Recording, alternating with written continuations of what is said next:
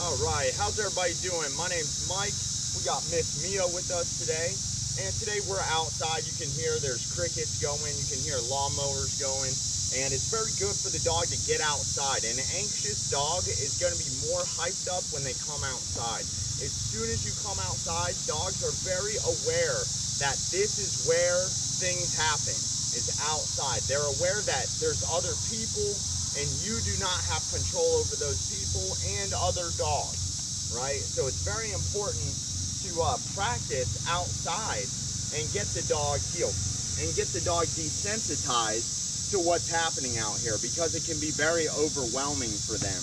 And like I said, just the moment you come out of your home, the dog's going to be like at a level 10 of excitement or anxiousness, whatever type of dog you may have. So I'm going to start working her. You're going to see me work her in a circle, just like in my home. We do it in a circular motion so we can do it in a small area. And what I'm going to demonstrate to you guys is we're either going to be encouraging the dog or discouraging the dog. If I want to encourage her, say like right now, she's sitting very good for me. Good girl, good sit, good girl. That's what encouragement looks like. If the dog does something I want to discourage, what I'm going to do is say no, and then I'm going to tug the leash and then give her direction. So it's going to be no, correction, direction. So no, tug, sit. So that's the formula for the dog to start to understand what I want from her. And she's going to start to understand when I'm encouraging her and when I'm discouraging her. Now, this doesn't just happen when we're walking in our circular motion working the dog. This happens all throughout the day in the home. So what I'm going to do is work her in her heel, her sit, and her place. All right? So here we go. Heel, sit, good girl. Heel, sit, good girl.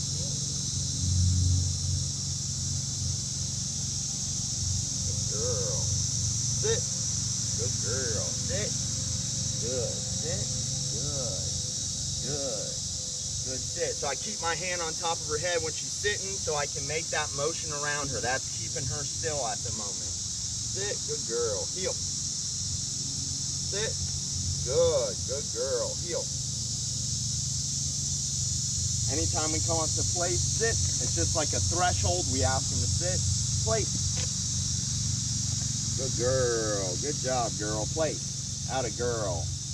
Good girl. Now, you notice we use a leash when we're training the dog. We don't use treats. And you're going to see why. It's that she's very happy to work for my praise. Adding treats would simply excite the dog way too much. It would be hard for us to get done what we need to get done when she's in a state of excitement.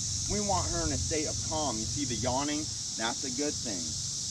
Place. Okay, heel. Good girl, good girl, good job. That's what we call our heel recall. Sit, no, sit. So she moved her butt from the sit, so I gave her just a small correction. Place. Good girl. Place. Hey, place. Okay. Heel. Good girl, good girl. Heel. Good. Sit. So as you can see, she's doing such a good job because we practice this on a daily basis inside. When you teach a dog what you want, it's much easier for them. A lot of people want to know, how do we stop the dog from doing things? My answer is always, well, we need to show the dog what we want first before we correct him for not doing what we want. In my opinion, that's the only fair way to teach the dog. Sit. Good girl. Good sit. Heel. Sit. So it's very simple. We do this for 5 minutes. We come out here, we have her heel, sit, and go to her place. Sit. Heel. Good girl. Place. Good. Good girl. See how she almost didn't go on place there. She almost avoided it, but then she came to it. Place. So when I say play, we don't say stay. We remind the dog what we want. If I said stay when she's on place, that would mean stay on place. So it simply does not make sense to say the word stay. We just repeat the word place. That's gonna cut the communication down for the dog. Place. So if I say place, place, and I tug the leash, she shouldn't come. Place. No. Place. Good. Good. Good place. Because I'm actually tugging the leash and telling her not to come with the leash to teach her that just because you feel the leash move does not mean you go with it. If I make a mistake and accidentally tug the leash a little bit, I don't want her to go running off in that direction. I want her to understand place. Good. Good place. Good girl. Okay. Heel. Good girl. She learns that she's got to wait for that actual command before she can go ahead and get off. Heel. So if I just stand here and let her go into a sit, you see her behaving in that manner. She's just a more imprintable dog, so she's doing an automatic sit, which is good.